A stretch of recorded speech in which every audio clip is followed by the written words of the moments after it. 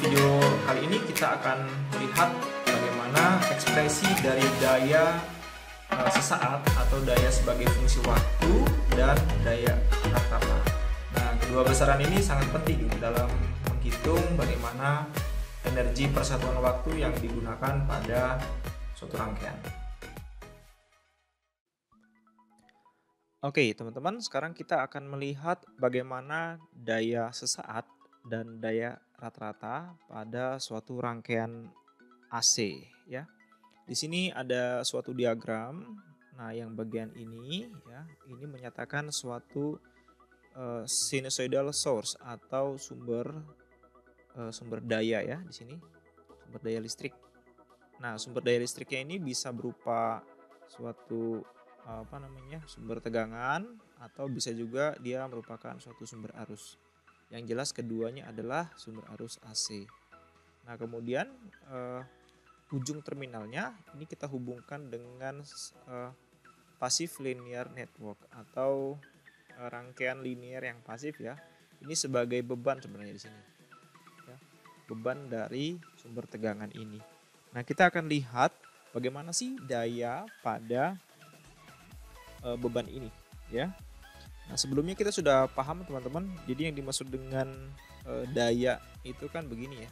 Daya sama dengan V ya, V fungsi T kalikan dengan arus fungsi dan T. Nah, kita akan lihat bagaimana sih kalau daya dinyatakan dalam maksud saya dalam arus AC ya. Nah, di sini akan dijelaskan dulu tentang daya sesaat.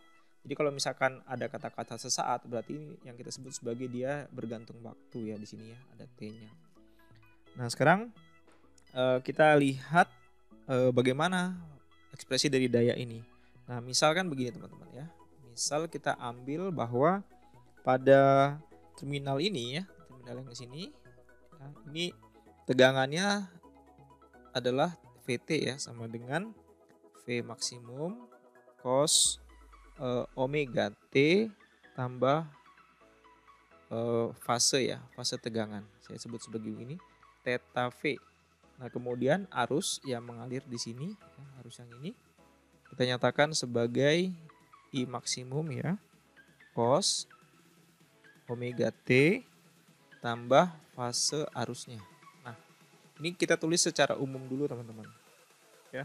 Kemudian kita lihat di sini VM dan IM ini adalah maksimum ya. Jadi kalau VM itu adalah tegangan maksimum, sementara kalau IM itu adalah arus maksimum.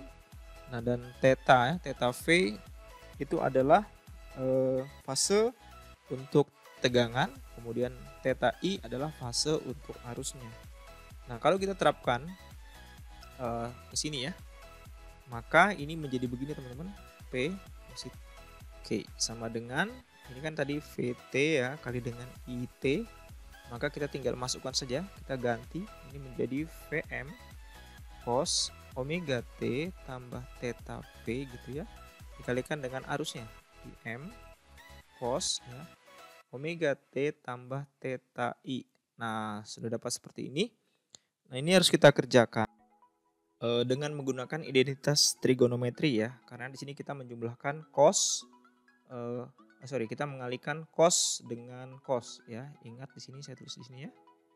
Ingat bahwa kalau kita punya cos A ya dikalikan dengan cos B ini sama dengan setengah ya, buka kurung cos A plus B ini A minus B ya, A min B, kemudian ini plus dengan cos A plus B. Nah, seperti ini ya teman-teman. Sehingga kalau kita terapkan ini ke sini ya, maka kita dapatkan si PT-nya.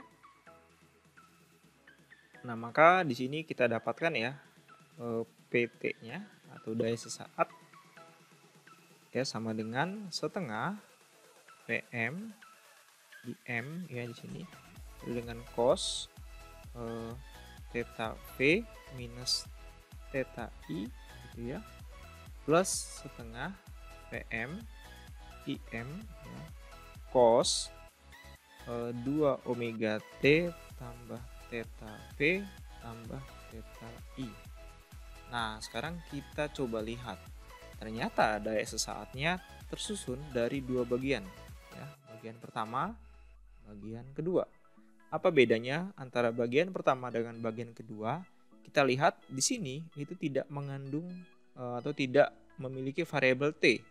Sementara di sini ada variabel T. Maka bisa kita simpulkan yang bagian pertama ini dia time independent ya. Atau tidak bergantung waktu. Nah, sementara yang bagian ini teman-teman, ya bagian sini itu ada fungsi T-nya, berarti di sini kita bisa bilang bahwa dia time dependent. Oke. Nah, kemudian kita bisa lihat lagi ternyata pada bagian pertama itu nilainya bergantung dari beda fase antara fase tegangan dengan fase arusnya. Sementara di sini kita bisa lihat ternyata hasilnya merupakan fungsi sinusoid ya. Di sini bisa kita lihat bahwa nilainya adalah 2 omega. Artinya frekuensinya sekarang itu menjadi 2 kali lipat. Karena di sini awalnya omega, sekarang di sini menjadi 2 omega. Nah, kemudian kalau kita buat sketsa teman-teman, fungsi ini ya, daya sesaat P fungsi T ini kita buat sketsa. Nah, sketsanya adalah seperti gambar yang ini teman-teman. Nah, ini dia. Ya. Ini adalah sketsa grafiknya. Ini saya ambil dari buku Sadiku ya. Oke. Bisa dilihat di sini teman-teman, ternyata kita punya suatu gelombang sinusoid ya, seperti ini. Nah, nilai yang ini teman-teman, nilai putus-putusnya di sini. Ya, ini adalah titik tengahnya. Kemudian nilai amplitudonya. Nah, ini kan amplitudo ya. Ini amplitudo. Ini juga amplitudo teman-teman ya. Amplitudonya bernilai ini ya, setengah VMIM. Nah, kemudian dia mengalami pergeseran ya. Biasanya kan kalau kita gambar suatu fungsi sinus itu kan pas di tengah-tengah gini ya. Gitu ya. Jadi antara di sini sama di sini itu sama. Nah, cuma sekarang ini dia agak naik sedikit ya, naik ke atas, jadi naik seperti ini. Dan beda naiknya itu ya, di sini kita bisa lihat dia naik sebesar ini. Ya, itu yang mana? Itu adalah ini teman-teman, suku yang bagian pertama di sini. Oke.